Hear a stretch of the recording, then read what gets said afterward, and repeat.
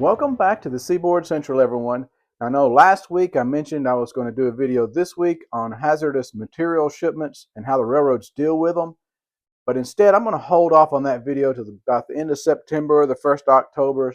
I want to gather up some more information and also complete a few projects so I can make a better video on that subject. But in the meantime, today we're going to talk about layout dimensions.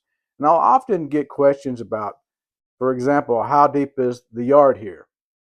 And also, a while back on the Seaboard Central Facebook page, I made a comment on how I really liked the layout height here, and I thought it was a perfect height.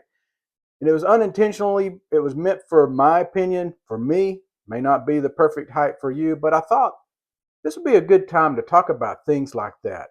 Layout heights and layout widths, and maybe some good practices that you can use for your own layout. Now again, this is my opinion, so what works for me may not work for you. But what I found out compared to my older layout, which was set much lower than this layout, this one is so much more enjoyable for me. So without further ado, let's get started. So here you're looking at an overall shot of my Gadson yard, and this is the lowest part of the layout. And it's done that way intentionally, and I'll explain the reason why. Now the layout has a height of exactly 44 inches from the floor. I probably could have went up to 48 inches and that may have been better, but I wouldn't have went over that, and I'll explain why. As you can see here, the yard is exactly 32 inches wide, and trust me when I say this, I would not recommend going any deeper than 32 inches. Now the yard itself is exactly 14 feet long. So 32 inches wide by 14 feet long.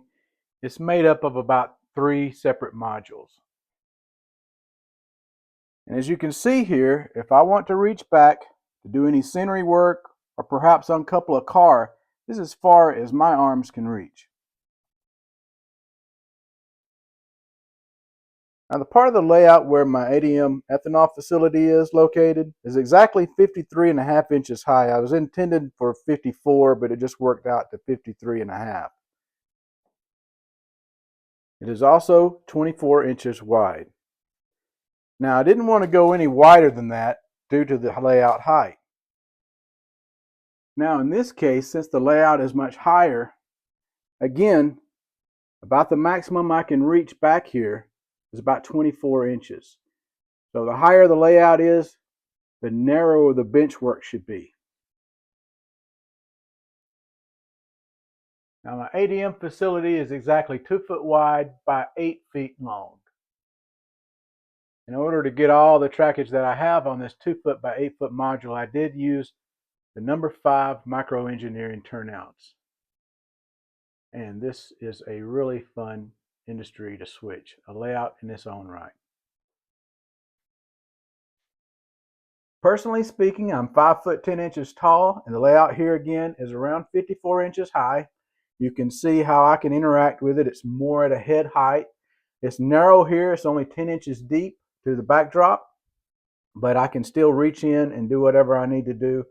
And I really, really enjoy a layout at this height. You can see it's shelf style. There's no legs below it. If you are just starting out, or if you want something like a switching layout, for me, this is perfect. So of course, to transition from the yard, which is set at 44 inches high, to this upper level, I use this Helix. And it's actually a Helix kit that's offered by Trackside Scenery, the same folks who I get my backdrops from. Very simple and easy to build. And now I was able to get that elevation using this Helix. The Helix has itself a 30-inch inside radius curve and a 33-inch outside radius curve, and it maintains a 1.8% grade more or less.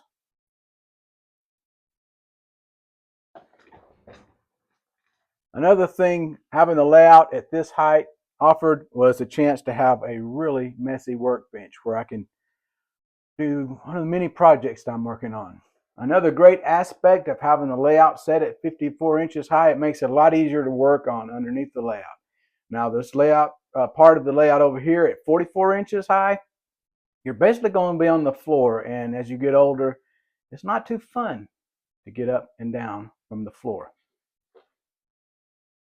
Now my last layout, I said I was never going to have another duck under, but again that layout was set at 40 inches off the floor, and right here it's 54 inches. Big difference. I have no issues whatsoever presently of going under this duck under, but as I get older, if I do start having problems, it's easy to roll under it with an office chair. So the room where Raglan and the Helix is located, this part of the wall is exactly 13 foot 4 inches. And then you go over to this part of the wall over here, it's 12 foot 4 inches.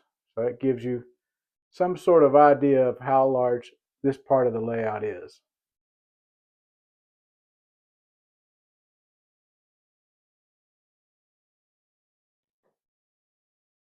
When I talk about narrow bench work, the bench work right here at Trout Creek Bridge is only 6 inches.